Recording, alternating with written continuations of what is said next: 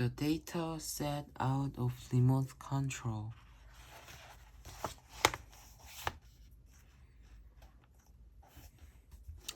Chapter 4 Freeze Waves of the Future. Wow, Caesar put his hands on his forehead. Did that time jump give anyone else brain freeze? It did, Laura admitted dazedly. But it was worth it. Look, as the glow around the kids faded, they stood in front of two large doors assigned leads. Let's get front row seats, Laura exclaimed. When the entire hall was filled, Dr. Kent stepped on stage. He spoke out Hydra's crystals and how they helped laser beams. There were grabs, videos, and very wrong math equation that used every letter in the alphabet. Laura focused on Dr. Kent's every word. When it was over, she led the data set outside. Now we can fix our water zapper. Let's go back to the science fest. The kids huddled together and Laura pressed rewind. The familiar glow grew around them and the world began moving in reverse and lightning speed. Then the remote control started to smoke. Suddenly the glow flickered to static. And the next thing the kid knew, everyone was wearing cowboy hats. Then the hat disappeared as the ride jolted to a stop. The data set were back at the science fest, standing in front of their water zapper. Two judges stopped at their table and smiled. What do we have here? One of the judges asked. Laura quickly pressed the pause button, and everyone said the keys froze. Okay, let's try this water zapper one more time. The data set quickly got to work. Each member fixed different parts of the water zapper.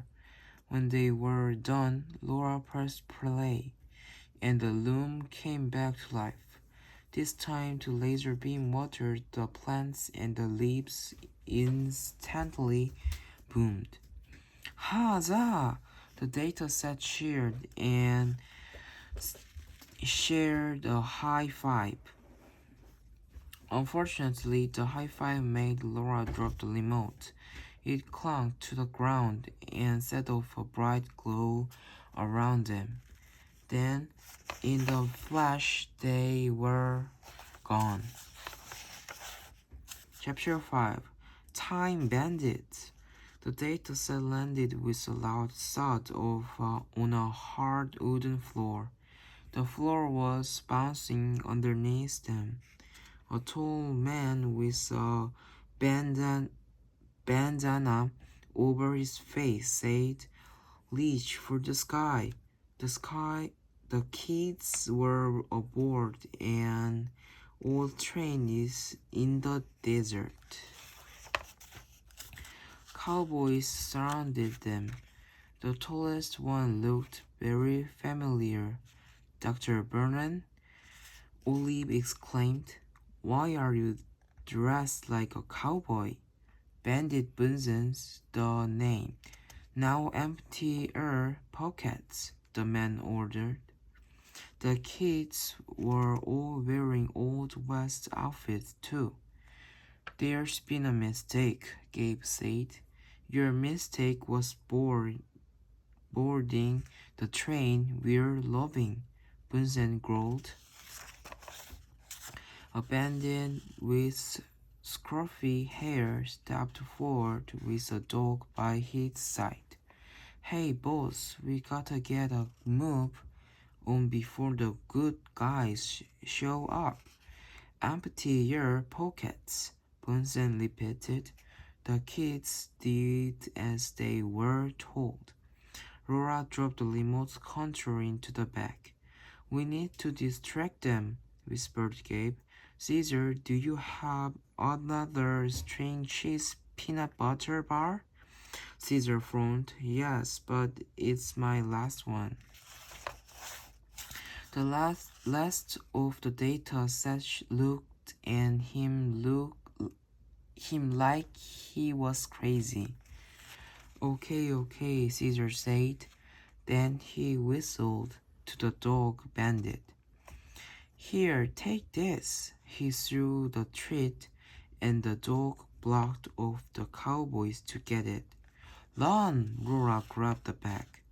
From Abel Bunsen, the kids raced from train car to train car, with the bandits light behind them. When they reached the caves, the data set were trapped. Bandit Bunsen smiled. Ends of the line.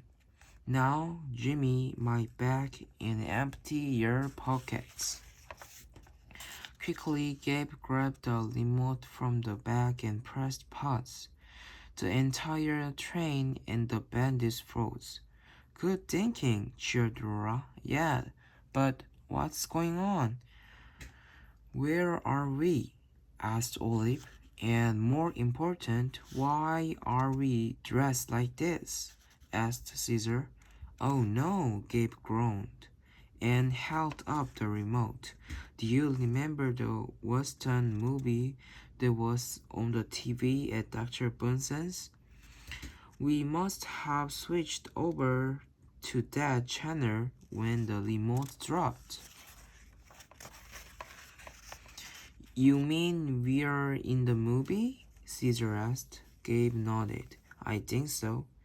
That sounds so not awesome, said Olive. We need to figure out how to get back, said Laura. She took the remote and pressed the guide button.